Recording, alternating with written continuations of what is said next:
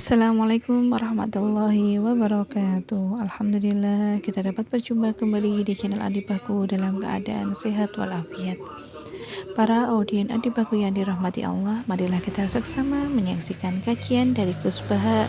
Semoga apa yang disampaikan beliau membawa kemanfaatan dan keberkahan untuk kita semua. Judul hanyalah pemanis, tidak bisa mewakili keseluruhan isi video tersebut. Apabila ada kesalahan, saya mohon maaf yang sebesar-besarnya. Akhir kata, wassalamualaikum warahmatullahi wabarakatuh. Selamat menikmati dan selamat menonton. Jangan lupa bantuan like dan subscribe-nya teman-teman. Terima kasih.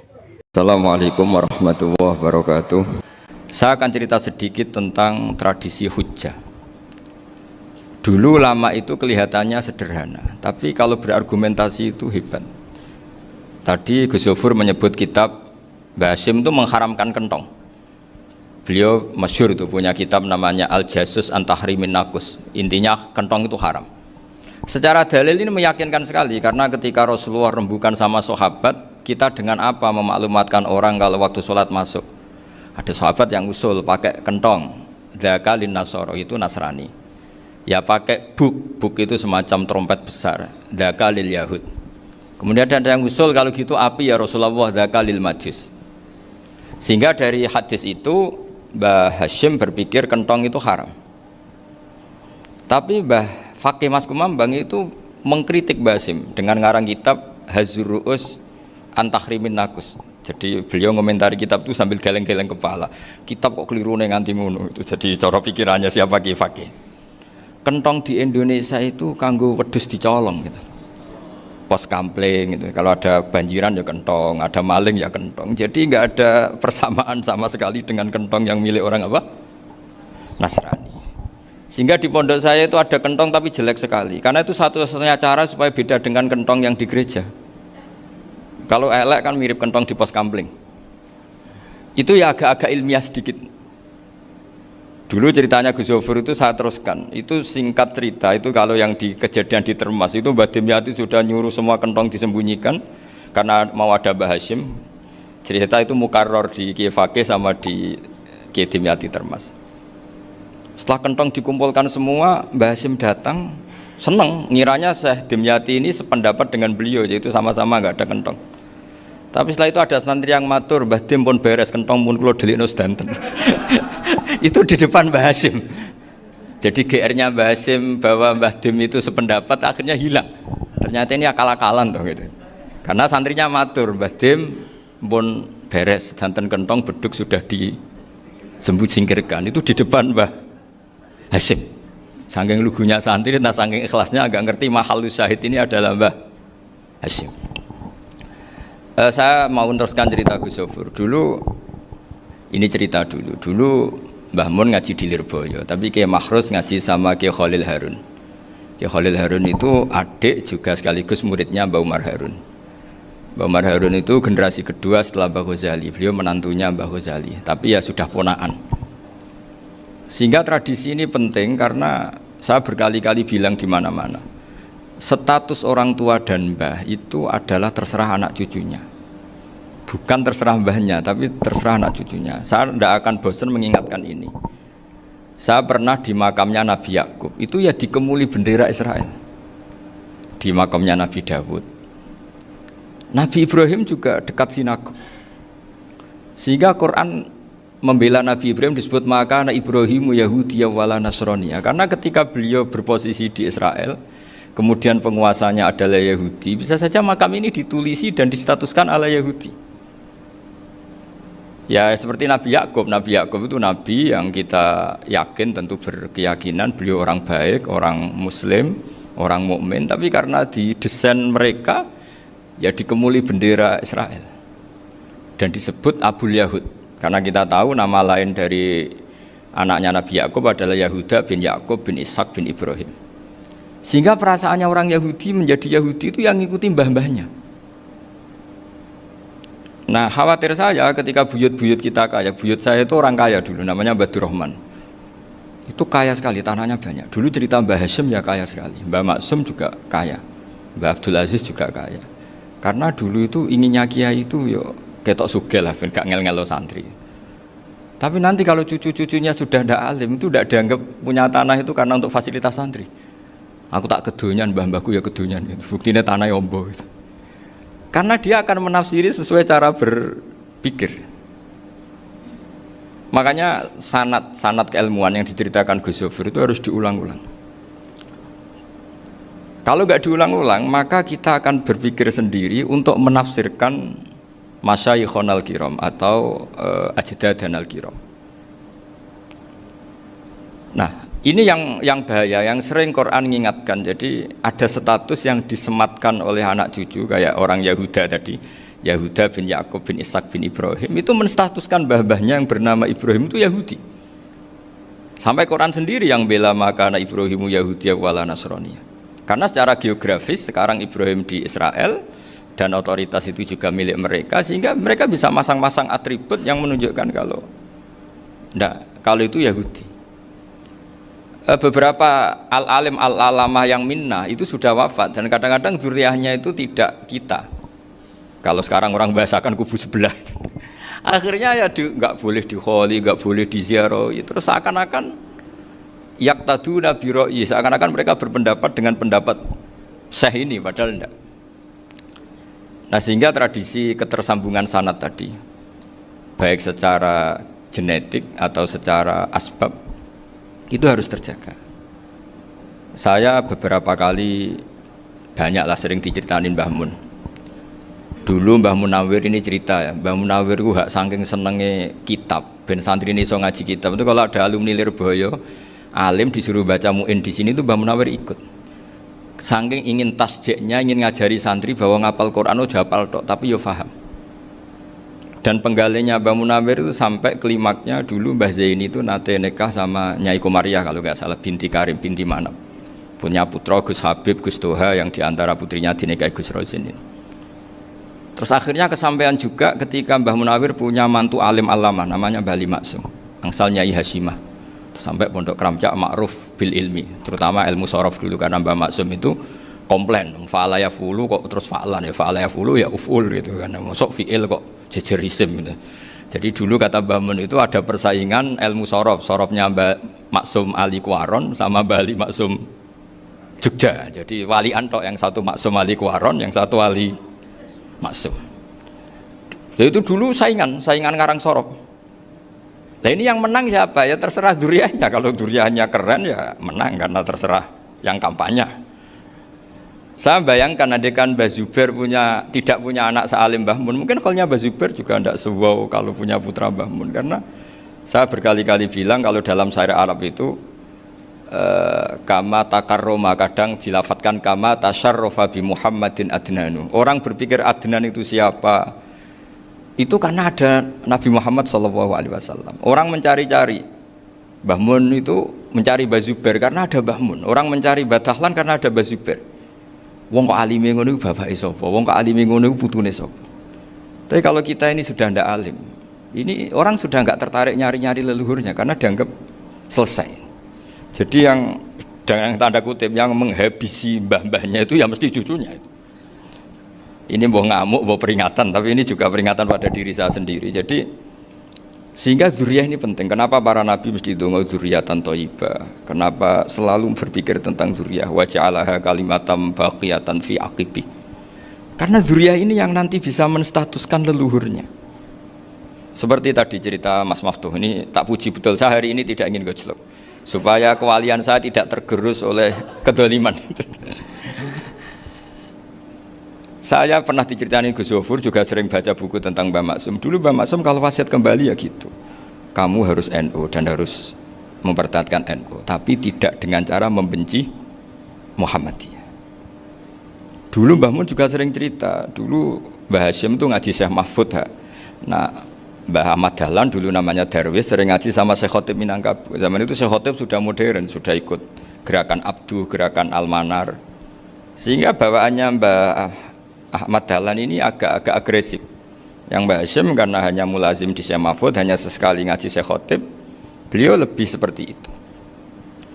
Dan dua beliau ini sama-sama pernah ngaji Mbah Soleh Darat di Semarang, Mbah Hashim sama Mbah Ahmad Dahlan yang dulu namanya Darwis.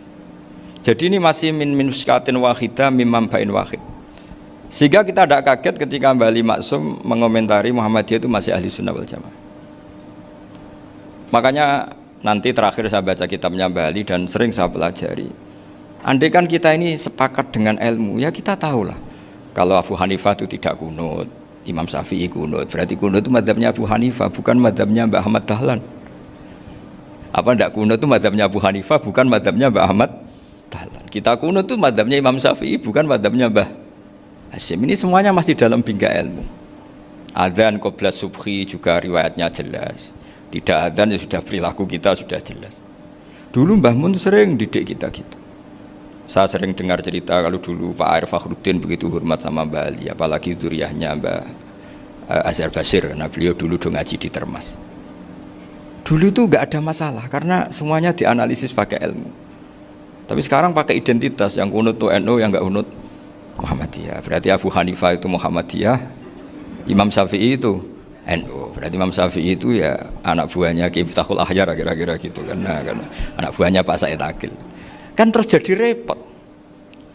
Dulu kita ini pengagum ilmu, bukan pengagum perbedaan. Sehingga di sini yang saya kagum dari sekian ceritanya Mbah Ali Maksum, supaya kitab ini to the point, supaya nggak lama-lama karena waktunya juga. Nanti kalau kemalaman ini kena semprit ini sudah.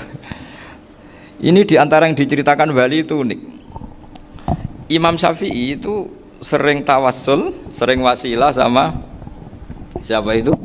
Abu Hanifah. Ini sudah tak petakan, saya baca yang sensitif lah, so yang ini ya. Ziyar al-Babus Samin, terus sebentar ini yang bab tawassul.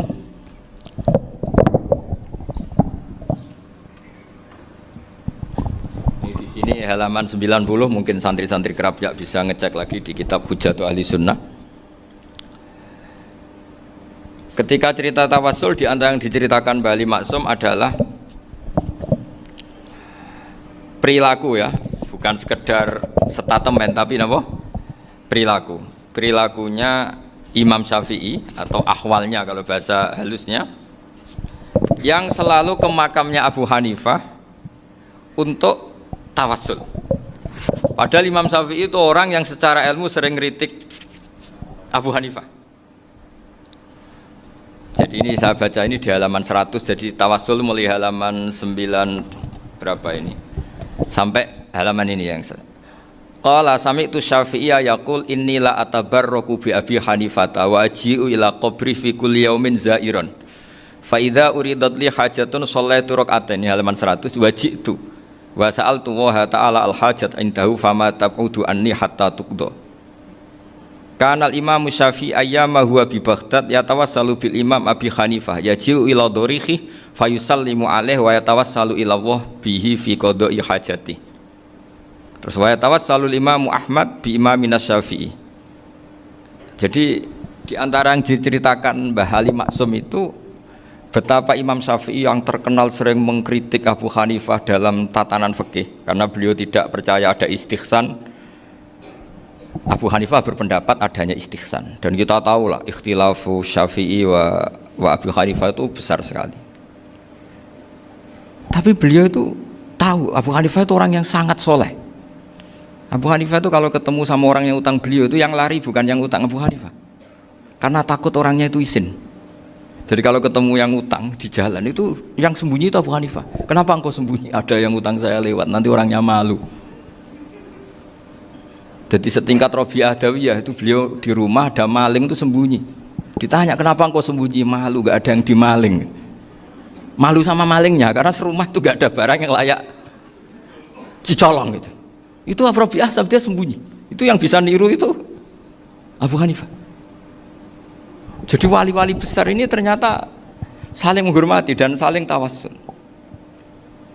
Nah saya berharap tawassul ini bukan sekedar perilaku sosial, tapi memang ada sanadnya. Sehingga terus diceritakan Bali di sini dulu istaqa Umar bil Abbas. Kata siapa tawassul harus dengan Rasulullah SAW? Dulu istaqa Umar bil Abbas. Sayyidina Umar itu tawassul istisqa dengan Sayyid Abbas. Padahal kita tahu Sayyid Abbas ini tidak nabi. Terus beliau cerita sampai Imam Syafi'i tawassul sama Abi Hanifah. Sehingga nggak ada perdebatan itu kan Umar. Kalau Umar kan ada jaminan boleh diikuti karena beliau sahabat. Bali cerita tentang Imam Syafi'i yang tawassul dengan Abu Hanifah. Seargumentatif itu. Sehingga ada cerita dalam sebuah tafsir. Ya saya ulang lagi, ada cerita di sebuah tafsir. Kenapa Nabi Musa ditanya Allah, wa matilka biyaminika ya Musa? Ma'ana wa ta'ala a'lam. Tentu Allah sangat tahu yang dibawa Musa itu apa. Karena Allah tahu Nabi Musa itu grogi. Orang dipanggil Wali Maksum pasti grogi, santri dipanggil Mbah Mun pasti grogi. Kenangan saya setiap dipanggil Mbah Mun ya mesti tanya yang ringan-ringan, wis sarapan ha. Arung sarapan ya sarapan. Pas sarapan ya kan tanduk mangan sing enak, wong santri ora tau mangan enak. Ya enggak pernah ngomong yang penting, ngendikan yang penting. Nah, karena Nabi Musa ini grogi, ini sebagian tafsir. Itu ditanya yang ringan, "Sakowe iku nggawa apa?" Karena pertanyaannya ringan, Nabi Musa juga ringan. Ya Nabi Musa itu sampai lali iku pangeran sing ya'lamu sirra wa akhfa. Diterangno. Niki tongkat Gusti. Gunane kathah Gusti tongkat iki. Qala ya aso ya atawakkau 'alaiha wa ahusyu biha 'ala ghanami wal ya fiha ma'arifu ukhra. Oh, tongkat Gusti niki penting Gusti. Nggih nak.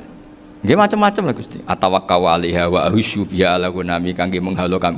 Masih terangno terakhir dan yang lain-lain Gusti. Wal ya fiha ma'arifu ukhra. Sehingga akhirnya rileks. Karena Nabi Musa terus ngerti. Ternyata ketemu pangeran itu gak seserem yang saya bayangkan gitu. Pertanyaannya ringan. Itu ada ilmunya. Tapi cerita ini yang versi tafsir ini tidak yang seperti di Manaqibul Ghazali. Di beberapa kitab tentang Manaqibul Ghazali diceritakan di alam roh Nabi Muhammad SAW itu yubahi bi ummati, saking yubahinya sampai ngendikan ulama ummati ke anbiya Bani Israel. Ulama umatku itu pinternya atau statusnya itu mirip-mirip lah. Kaf itu ya mirip-mirip kayak ulamanya nabinya Bani Israel. Akhirnya Nabi Musa itu tersinggung sekali, bagaimana mungkin ulama disamakan dengan apa? Nabi. Sehebat-hebatnya ulama itu kan tidak akan yabluhu darajatan nubuwah atau yartaqi ila darajatin nubuwah. Itu akhirnya ya kalau kamu nggak percaya panggil, yang dipanggil Imam Ghazali. Ya Nabi Muhammad juga nggak mau kalah gitu. Kalau manggil ulama RT ya kalah keok gitu. Akhirnya Imam Ghazali datang, ditanya sama Musa, "Mas muka, nama kamu siapa?" "Ana Muhammad bin Muhammad Al-Ghazali At-Tusi Asy-Syafi'i." Itu disebut panjang. Terus Nabi Musa guyu-guyu. "Kamu lama kok ngomong yang nggak penting, ditanya namanya kok penjelasannya sepanjang itu, dianggap itu satu kesalahan. Masa tanyanya nama kok ditanya jawabnya Muhammad bin Muhammad Al-Ghazali At-Tusi Asy-Syafi'i, kepanjangan itu."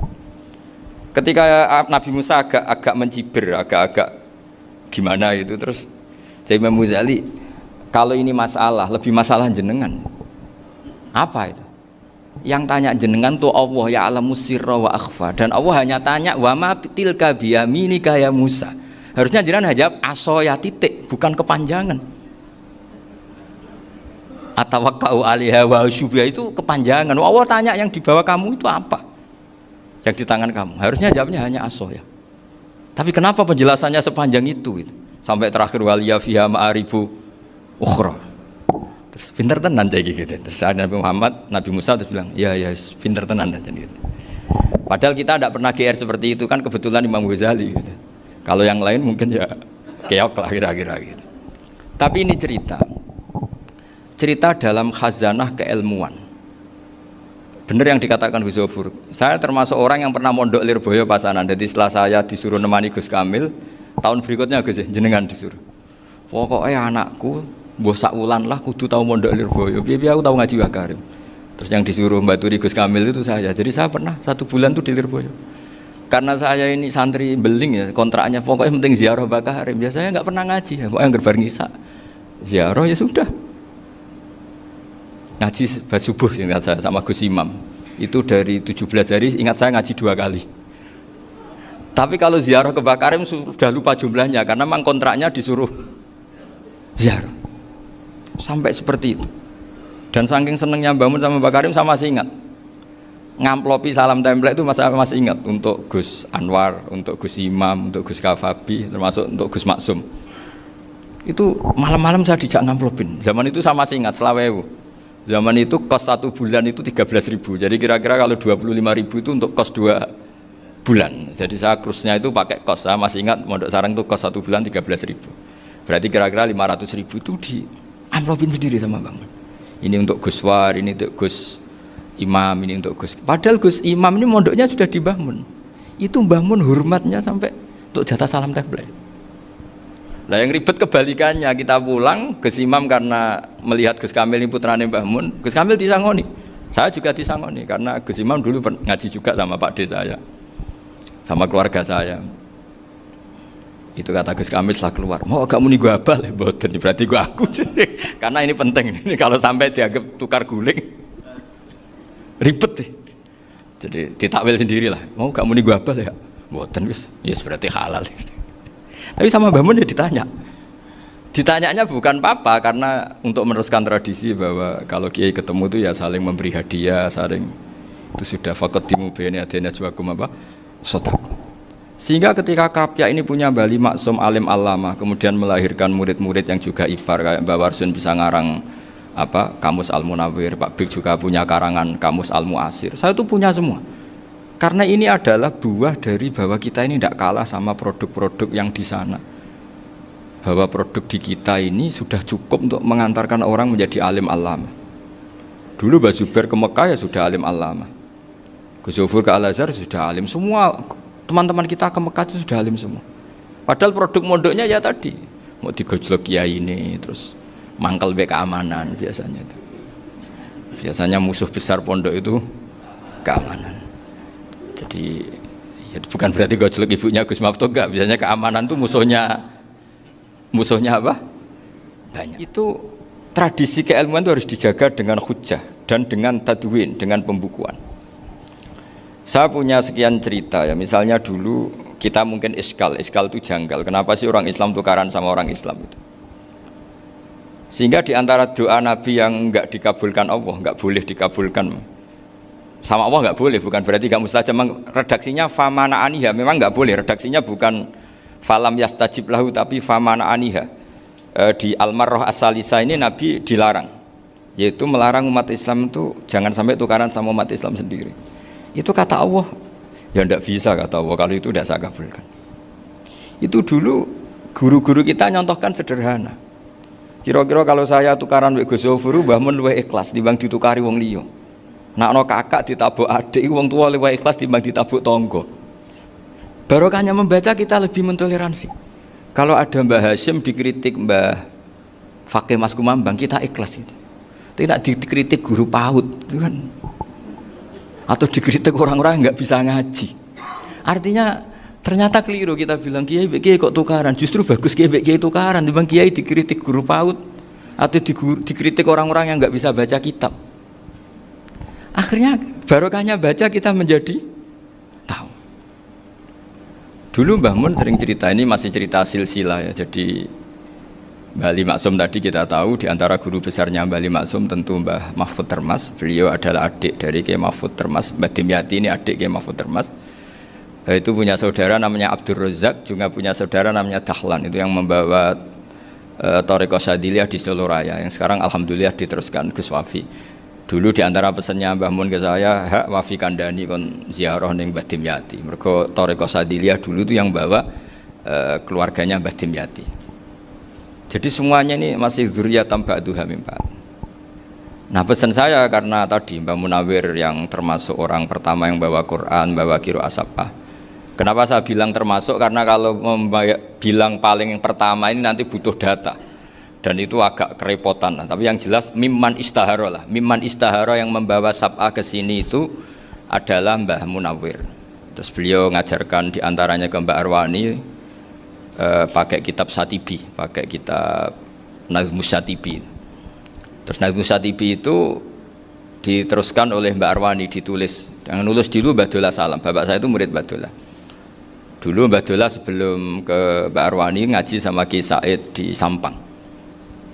Bapak saya sebelum ngaji di Badola sudah hafal Quran lewat buyut saya sendiri namanya Ki Zubaidi. Yang Ki Zubaidi akhirnya jadi menantunya Mbak Ahmad Su'eb. Jadi buyut saya kandung ini namanya Sofia, itu angsal keluarga Lasem yang adiknya Sofia ini punya adik Badi'ah yang jadi ibunya Ki Sahal. Terus Ki Sahal punya Mbak Yu namanya Muzayanah, punya di garwa Ki Mansur punya anak Gus Qayyum. Jadi dulu ibu saya, ibunya Gus Sofur, ibunya Pak Maftu itu semuanya di Lasem. Karena saya dari keluarga Gen ya Lasem, dari keluarga sanad guru ya Lasem. Tapi Lasem Bahdawi itu dulu ngajinya di Mbah Umar Harun di Sarang. Mbah Umar Harun ini menangi Sayyid Ahmad Zaini Dahlan. Sayyid Zaini Ahmad Zaini Dahlan ini punya cucu keempat yang hidup di Sedan, terus makamnya di Lasem, namanya Habib Haidar, itu yang nulis biografinya Mbah Maksum. Mbah Maksum bukan Bali, biografinya Mbah Maksum itu ditulis oleh Habib Haidar, namanya Haidar bin Hasan bin Sodaqoh bin Ahmad Zaini Dahlan. Nah, Habib Haidar ini menantunya Sayyid Hamzah Sato. Hamzah Sato itu Hamzah bin Abdullah bin Umar, itu kakaknya Sayyid Abi Bakar Sato, Sohibul I'anah.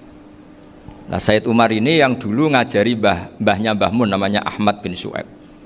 Nah, di antara ajarannya adalah baca kitab-kitab kecil yang bisa dihafal. Dibawalah ke sarang jadi metode muhafadzah. Tapi kemudian lama-lama oleh pondok itu jadi syarat kenaikan kelas. Dulu nggak ada muhafadzah untuk kenaikan kelas ya, supaya orang alim itu harus hafal, lama-lama dipakai syarat untuk muhafadzah. Jadi semua ini sanad harus kita ingat supaya kita bisa menjaga tradisi. Termasuk tradisi ini kiai seneng jagungan, terus ngomong ra penting gitu. Itu juga sanad. Setahu saya Mbah Mun itu kalau ketemu bapak ya guyon terus. Saya punya kenangan tuh yang dulu agak iskal tuh begini. Ada isu lah, entah isu entah hoax entah apa, ada kaji itu agak beling itu, pokoknya beling lah gitu. Seneng siapa itu, rondo lah apa itu. Pokoknya beling gitu. Ketika Mbah Mun dilaporin tamu kalau kaji itu beling sama rondo itu, Mbah Mun tanyanya lucu. Lho ayu no cung, wahyu banget Mbah. Wahyu. Itu bapak juga bakas ayu nih. Dulu saya sekali ini kiai kok bakas wong ayu, bakas budine barang lah kira-kira gitu. Tapi setelah saya tambah alim, tambah ngerti itu, kata bapak gini, ya abek bakas ayu hak, timbang iya, no malah kozaf. Ternyata seni. Sekali Mbah Mun atau bapak bilang, kaji kok zino, kaji, maka larinya ke kozaf. Maka menghindari bahasa menuduh, ngomong yang nggak penting. Loh ayu no. Jadi kiai dulu tuh orang sok suci tapi menghindari hal-hal yang jadi punya seni untuk ngelola kehidupan. Orang bermalam-malam jagungan sama teman asik itu kan perlawanan terhadap nafsu kita, syahwat kita untuk mungkin nikmati dugem di bar atau di tempat-tempat maksiat. Itu setan di Indonesia tuh kakuati sama Ki Jawa. Orang supaya nggak tertarik maksiat itu Ki Jawa cukup ketemu kancane masak terong guyon, gejol-gejolokan zaman mondok, sewengi lulus sangka maksiat. Bar wis tutup. Perlawanannya sederhana, nggak pakai tahajud, nggak pakai wiridan, karena Ki Jawa juga koyoke rapati potongan ahli ibadah gitu, jagungan gitu. Jadi setahu saya itu pernah lihat Bali itu sekali ketika beliau ngisi ceramah di Mbah Hamid Bedowi, saya masih kecil diajak bapak. Dulu kalau bapak ngelihat Bali sama Mbah Hamid itu mesti nangis, karena dua orang alim bertemu. Yang akhirnya ya bisanan itu Mbah Hamid punya anak Gus Nasih, di sini ada Mbah Nafisa, terus jadi Mbak Salih Hindun itu. Jadi dulu tuh ya guyon terus ketika ketemu. Itu yang sering bodoni Mbah Hamid itu ya Ki Bisri. Ki Bisri itu kalau datang ke Ki Hamid Pasuruan, nak wali tenan aku teko ditata nomangan. Jadi ukurannya ya. Ternyata sampai sana dikeimangan tenan. Masih belum mengakui, kan nak wali tenan aku kiai rung di mobil, dongakno aku di mobil. Sudah kalah satu seri itu masih gak terima.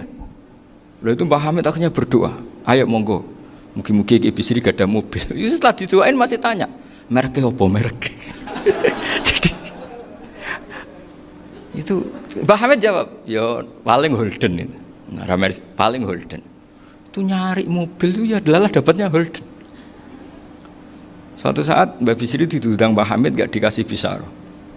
Karena utangnya sudah banyak Mbah Hamid, Mbah Bisri ini utang doa tadi. Itu ya gak dikasih besar ya gak mau kesang apa-apa kelambimu kayak aku. Didol sama muhibbinya Mbah Hamid. Itu harganya melebihi jatah bisaroh. Ketemu Mbah Hamid. Kang, susu Kang, mergo. Jadi dulu itu rileks, makanya ini yang diceritakan ke Zofur. Sebetulnya kalau kiai-kiai itu bersanad itu ya rileks, hidupnya itu rileks. Karena rileks ini perlawanan terhadap kemungkaran. Saya dulu musyawarah sering sama Gus Zofur usul fikih. Itu jelas di antara yang ditulis Lubil Usul itu. Ya kita tahu tadi misalnya sanad usul fikih, Mbah Ber itu sangat al-usuli Kiai Zubair Dahlan, abahnya Mbah Mun. Punya murid di antaranya Kiai Sahal. Kiai Sahal punya karangan Thariqatul Husul fi Syarhi Lubil Usul. Itu Thariqatul Husul itu beliau ngendikan dalam mukaddimah bahwa saya bisa mensarah ini berdasar ngaji maknani sama Mbah Zubair. Terus beliau mengutip sarah itu dari kitab Nailul Ma'mul. Beliau ngendikan binus khotin khotiyah ghairi matbu'ah. Dan itu ditemukan di Kiai Mansur di Lasem. Karena Kiai Mansur iparnya Mbah Sahal. Mansur bin Khalil itu diantara katibnya Syekh Mahfud. Jadi semuanya ini sambung.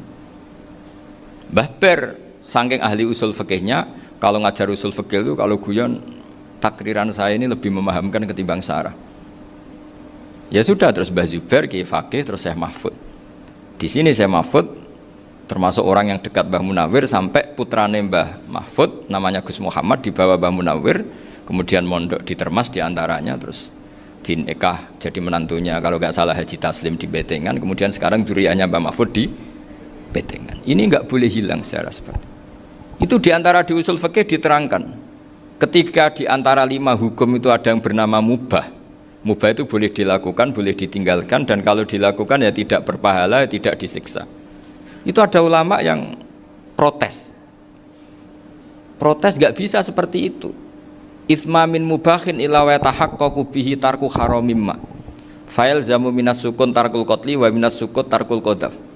Tidak bisa, mubah itu tidak ada. Kalau kiai jagungan semalaman itu Allah ngitungnya itu hada taroka dugem, wahada taroka delok dangdut, wahada taroka kada wa kada. Oh, itu luar biasa.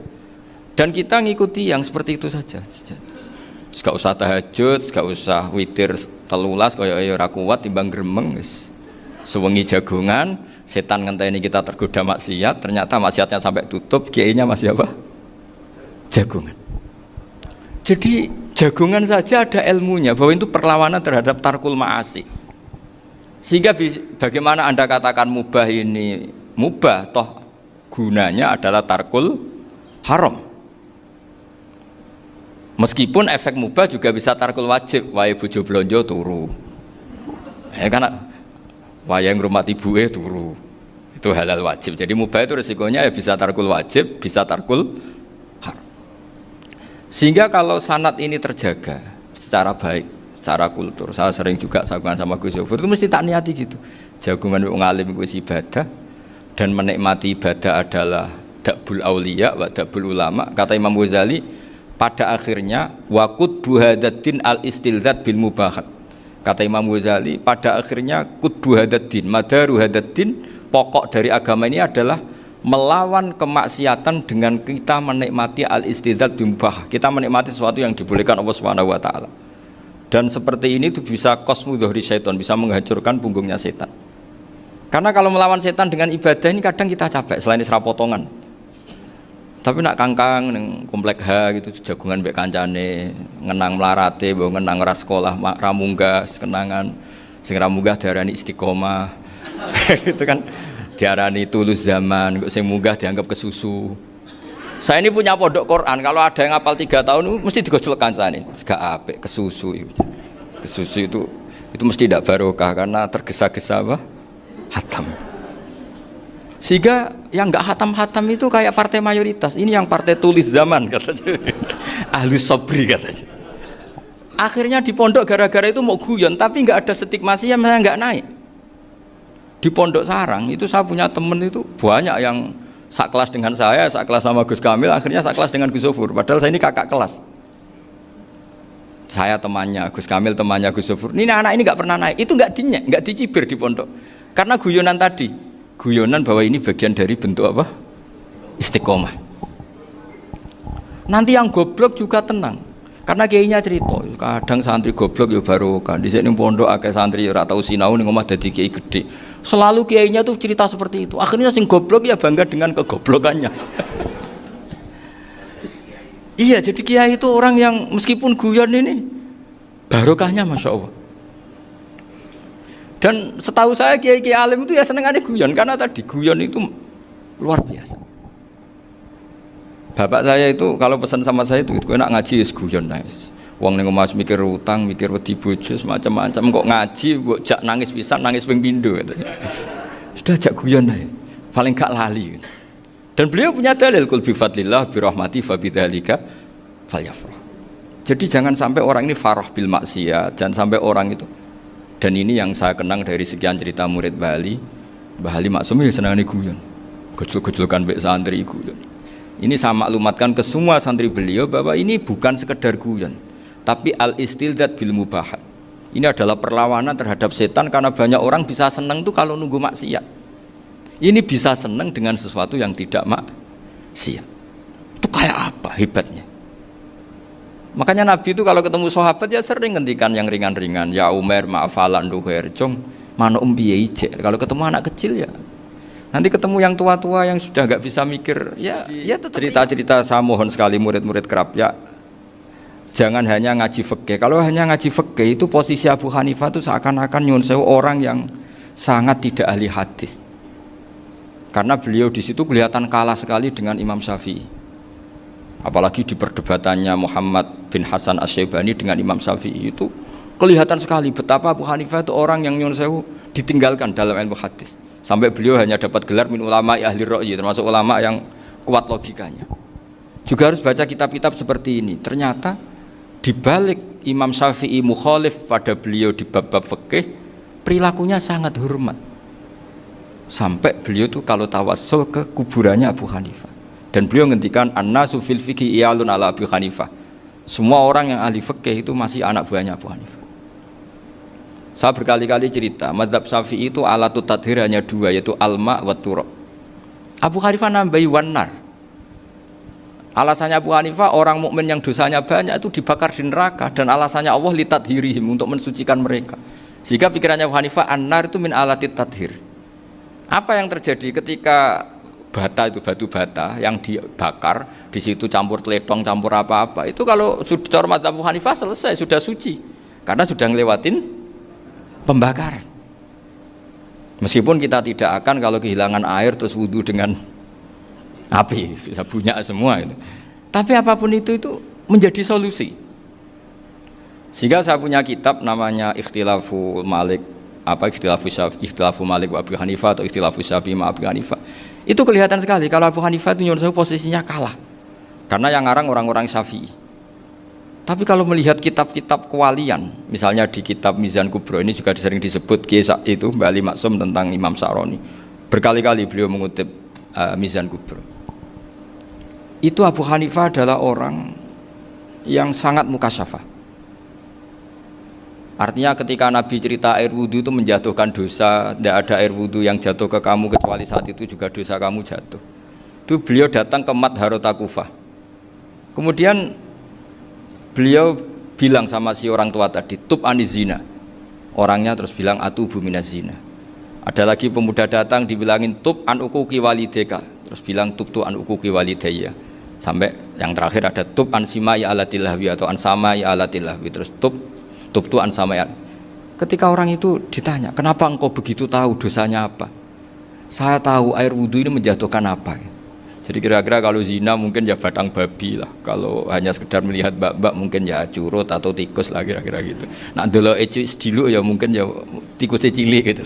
Nak dulu suwi ya tikus werok itu atau apalah. Pokoknya beliau itu tahu. Tapi anehnya Abu Hanifah apa? Setelah itu dia nangis minta mukasafahnya ditutup. Ya Allah, saya ini mukasafah kok malah menjadi tahu sawatil mukmin. Padahal aturan syariat jenengan man satara musliman satarahu, bahwa enggak baik melihat jeleknya orang mukmin. Minta ditutup. Makanya saya ini bangga ada mukasafah. Makom yang kita sampai sekarang tuh makom setelah Abu Hanifah mukasafah. Jadi Abu Hanifah repot-repot mukasafah, minta makomnya ditutup tidak menjadi mukasafah. Dan alhamdulillah kita sudah tidak mukasafah sebelum minta ditutup. Jadi kita ini keren. Keren karena aturannya itu man satara musliman satara huwa, yang tidak tahu aibnya orang muslim maka Allah akan nutupi aibnya di akhirat. Dan kita alhamdulillah barokahnya tidak mukasafah, tidak ngerti aibnya orang mukmin. Jadi kita harus pakai patokan ilmu. Saya ulang lagi, kita harus pakai patokan. Makanya saya tahu betul ketika Kiai Hamid Pasuruan, beliau dulu ngaji Jamul Jame, ngaji Juman. Bali Maksum di sana sama Gus Habib, sama Gus Muhammad bin Mahfud. Termasuk mbah saya kandung dulu Kiai Sidik.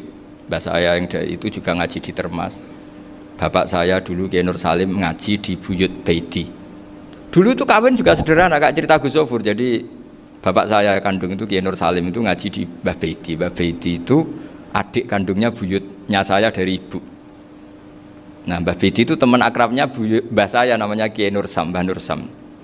Singkat cerita terus Nur Kiai Jorabi arah Tarabekno itu. Setelah bapak saya ke Badullah mau ditawarin jadi mantu, kata bapak saya kula pun dipek mantu Mbah Baiti. Akhirnya dapat ibu saya itu. Karena ibu saya itu cucu Mbah Baiti, cucu lambung, jadi mbahnya ibu saya itu Mbak Yunya Mbah Baiti. Namanya Mbah Sofia tadi yang dapat Mbak Idris itu, yang Mbak Idris ini bin Umar. Ya Mbah Umar yang mbahnya Mbah Hamid itu, Hamid bin Abdul bin Umar. Kalau bahasa itu Fatimah binti Idris bin Umar. Dulu kecilnya Mbah Idris namanya Abdul Khalik. Kalau kecilnya Mbah Hamid namanya Abdul Mukti. Kalau kecilnya Mbah Maksum namanya Muhammadun kalau nggak salah. Dulu itu orang dulu itu namanya dua-dua karena diganti ketika musim apa? Haji. Jadi ini terjaga. Sehingga tidak ada ceritanya kiai-kiai yang jagongan kemudian santrinya itu yang agak-agak khawarit. Kiai kok sungi-sungi jagongan, gak tahajud, gak duha, itu tidak ada seperti itu. Karena ini dianggap fi'lul mubahat untuk melawan mungkarat. Jadi sehingga di kitab Ikhya diterangkan, kamu jangan ngira orang-orang soleh ketika jagongan itu min ahlil bitolah wa takasul. Itu orang-orang yang pemalas itu enggak. Tapi mereka bisa mengasyiki Allah. Bahwa dalam jagongan ketemu teman ya asik, gejol-gejolkan sama Pak Maftuh ya asik. Dan keasikan ini bentuk perlawanan terhadap keasikan harus dengan maksiat. Itu kayak apa kalau kita ngaji sampai seperti itu? Termasuk tadi yang diceritakan Pak Maftuh kitab Hunyah. Semoga beliau cerita juga pernah belajar. Saya pernah belajar kitab Hunyah khatam. Itu diantara yang diceritakan Syabdul Qadir Al-Jilani tadi, kata beliau Al-Jilani dipakai Jim Al-Jilani. Ini agak beda dengan kita. Mbah Zubair itu punya kitab namanya Al-Qolaid Al-Uluyah. Beliau menfatwakan nama-nama ajam itu kamu bebas. Ajamiyun fasna bihi masyita. Sehingga kita kalau punya kiai harus mau qolal ustukhri, sehingga mau qolal istukhri. Tirmidzi juga nasibnya sama. Qolat rawahut Tirmidziyu, sehingga rawahut Turmudziyu. Yang satu rawahut Tarmidziyu. Ya karena kita keluarganya Tarmidzi apa enggak gitu. Makanya kata Mbah Mun sama masih ingat. Kata cerita Gus Zofur tadi, adabnya Gus Zofur itu cerita tentang keluarga ibunya. Padahal keluarga ibunya juga orang-orang soleh yang luar biasa. Itu kata Mbah Mun, kowe roh jenenge Imam Bukhari tahu ya. Jenenge sapa? Saya nyebut Muhammad bin Ismail bin Ibrahim bin Mughirah bin Bardasbah.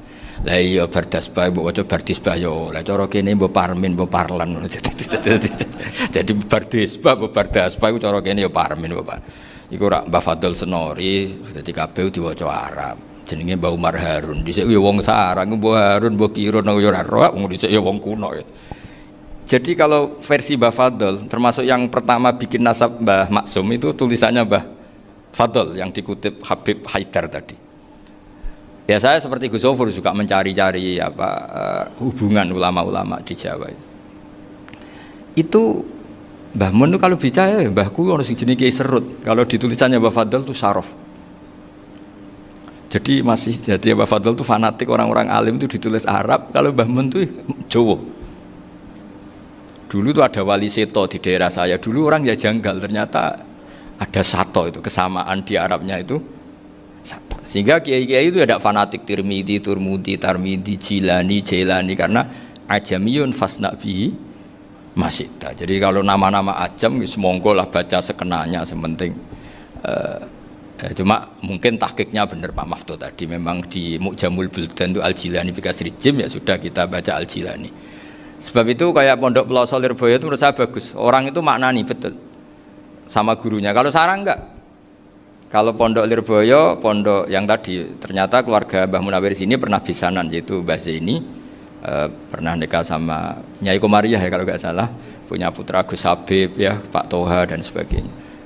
Itu betapa hubungan pondok Quran sama pondok kitab dulu itu nggak pernah terputus. Bapak saya setelah hafal Quran itu dulu ngaji Mbah Zubair. Jadi bapak saya sering ngutip mu'en apa, padahal bapak saya itu terkenal tuh, beliau cita-citanya itu saya ingin hafal Quran kayak hafal Fatihah. Beliau itu sampai 10 sekali. Karena beliau inginnya hafal Quran nggak hafal Fatihah. Termasuk murid terbaiknya Mbah Dullah Bapak saya. Itu ya ngaji kitab. Sehingga kata Mbah Mun, jadi Mbah Munawir de mantu Bali Maksum, itu ya sudah dipenggali. Sudah dipenggali dituruti pangeran. Lahirlah seorang Bali Maksum yang membawa. Jadi dulu itu ya Gus Muhammad yang ngaji di Termas, nanti Mbak Arwani sebelum ngaji di sini ngaji di Tebu Ireng. Sehingga Mbak Arwani bisa ngarang kitab. Beliau ngarang kitab tentang Sab'ah, Faidul Barokat namanya. Ya nulisnya ya fasih ya.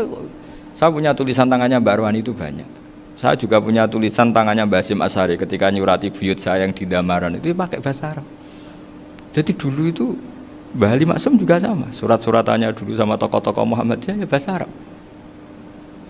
Nah ini harus kita dengar dari abna, dari bahwa Mbah Maksum kemarin yang diceritakan Gus Zafur di Khol Mbah Maksum, kue kudu belo NU, kudu tetap NU, tapi bukan dengan cara membenci Muhammadiyah. Tadi Pak Maftuh menguatkan sanad itu dari Pak Atabik bahwa Muhammadiyah termasuk ahli sunnah wal jamaah. Karena sama-sama tidak sabus sahabat, sama-sama ikromus sahabat dan sama-sama bermadhab. Nah soal akhirnya ada beberapa yang rapati seneng ngaji ini yang agak ribet. Tapi kamu tidak usah ngeritik Muhammadiyah agak seneng ngaji, kayaknya juga sama, kita nggak seneng ngaji juga banyak itu. Jadi kalau ngeritiknya masalah itu kan kita ya agak-agak sama. Ya jadi ternyata di sini, terus ini yang terakhir supaya nggak lama-lama, Bali juga punya sisi keras sekali. Jadi dalam hal-hal yang khas ini di halaman 87 itu keras sekali. Beliau ngendikan wahal bi jununun hatta usdira amri lil mu'minin alla yazuru rasulahum. Jadi ketika saya tadi sudah bilang bahwa beliau sering muji Ibnu Taimiyah dalam banyak hal, tapi dalam banyak hal juga beliau mengkritik Ibnu Taimiyah ketika menafsirkan la tusaddur rihal illa ila salasati masajid. Kemudian Ibnu Taimiyah tidak mentasrekkan, tidak mensunatkan ziarah kubur Rasulullah SAW. Beliau mengkritik. Dan cara mengkritik adalah ngendikan ulaikal ladzina yuriduna ayyahulu bainahu sallallahu alaihi wasallam wa baina ummatihi fi nakhiyatin. Itu adalah orang-orang yang ingin membuat batas antara Nabi dan umatnya. Saya termasuk terinspirasi makalah Bali ini adalah bagaimana Anda mengkafirkan orang Islam berdasar qala Rasulullah sallallahu alaihi wasallam. Wan nabiyyu asyaddun nasi syafaqatan li ummati. Wan nabiyyu akhrasun nas, orang yang paling serius supaya umatnya ini selamat. Kemudian Anda dengan hadisnya Nabi mentafrik bainahu wa baina ummati berdasar dawuh Kanjeng Nabi. Itu cek mentalani. Makanya saya itu enggak pernah keras di bab ini. Misalnya nyuruh saya ada santri sarang yang nakal. Itu saya tidak berani komentar karena saya tahu Mbah Mun itu sangat mencintai santrinya meskipun yang nakal. Saya melihat sendiri, bukan jari ada santri yang cara pelaturan pondok itu diboyong karena nakal. Itu Mbah Mun ngendikan begini, ya cung yo ke diboyong itu cara aturan pondok. Nah aturannya pangeran ngger kowe tobat dadi wong apik ya dadi wong saleh. Ya kowe kudu tetep sering rene, kowe tetep santri kudu donya akhirat. Soal pondok ya ben ana aturan, ben menjen kowe nakal nemen ya diboyong, tapi kowe tetep wong apik. Jadi karena kita tidak mungkin mentafrik bainahu wa baina talamidhi. Kita tidak mungkin mentafrik baina nabi wa baina ummati karena nabi adalah apa? Asyaddun nasi syafaqatan li ummati. Sampai saking sayangnya nabi itu ngendikan syafaati li ahlil kabair min ummati. Lho koyo apa baiknya nabi? Ora melok nakal, ora melok maksiat, tapi melok nanggung swargane. Iku waktu gali sampean wis kowe utang gak apa-apa, bangkrut gak apa-apa, sing nyaur bapak. Gua sampean ngono top tenan. Anaknya yang ngawur tenan maksudnya itu, tapi top tenan. Lah nabi ku umate sing dosa iku umate, nabi sing nyuwun sewu cara Jawane sing kangelan nyafaati. Karena nabi gak boleh dipisahkan dengan umatnya. Makanya kata Bali Maksum ulaikal ladzina yuriduna ayyahulu bainan nabi wa baina ummati. Itu mereka adalah orang yang ingin memisahkan nabi dengan umatnya. Masa kita ngafirkan umatnya nabi berdasar dawuh nabi? Itu kan sama, saya benci santri Anwar berdasar dawuh Mbah Mun, padahal orang tahu semua begitu sayangnya Mbah Mun terhadap santrinya. Sama juga kamu benci santrinya Bali Maksum berdasar dawuh Bali, padahal beliau sangat mencintai santrinya. Nah kultur-kultur seperti ini tidak boleh hilang. Kita punya sanad, punya guru, punya keluarga yang sama. Jadi mbah-mbah saya itu orang Tuban, dekat sama posisi Ibrahim Asmorokonti tadi yang diceritakan. Jadi di kampung saya, kampungnya bapak saya itu ada makomnya Siti Syariah, itu mbak kandungnya Sunan Bonang. Dan bapak dulu sering ngajarin ziarah saya ke Mbak Asari. Mbak Asari itu bin Jumadil Kubro, berarti Mbak Asari itu saudaranya Mbak Ibrahim Asmorokonti, gurunya Sunan Bonang. Jadi Sunan Bonang ke Tuban tuh karena disuruh ngaji sama Mbak Asari, Mudin Asari itu yang di Bejagung itu. Jadi ini semua sanatnya itu jelas, aturannya jelas. Kan Sunan Bonang bin Ampel bin Ibrahim Asmorokonti bin Jumadil Kubro. Lah yang Mbak Asari ini adiknya Ibrahim Asmorokonti, makomnya di Bejagung di Tuban. Dulu Sunan Bonang sebelum ngaji kemana-mana ngaji di Bejagung itu di Mbak Asari itu.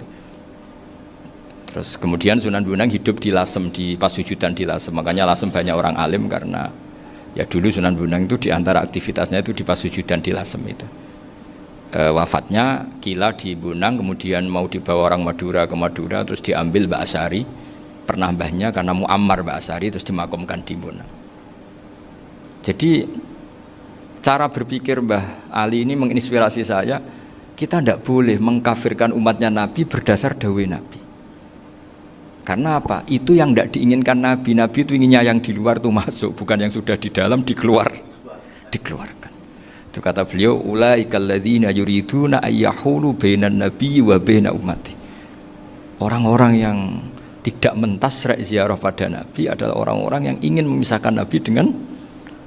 Dan begitu kias berikutnya, orang-orang yang sidik-sidik muni ini kafir, ini sudah enggak benar, inilah yurja khairuhu, itu orang-orang yang memisahkan. Dan lucunya berdasar dawuh Nabi.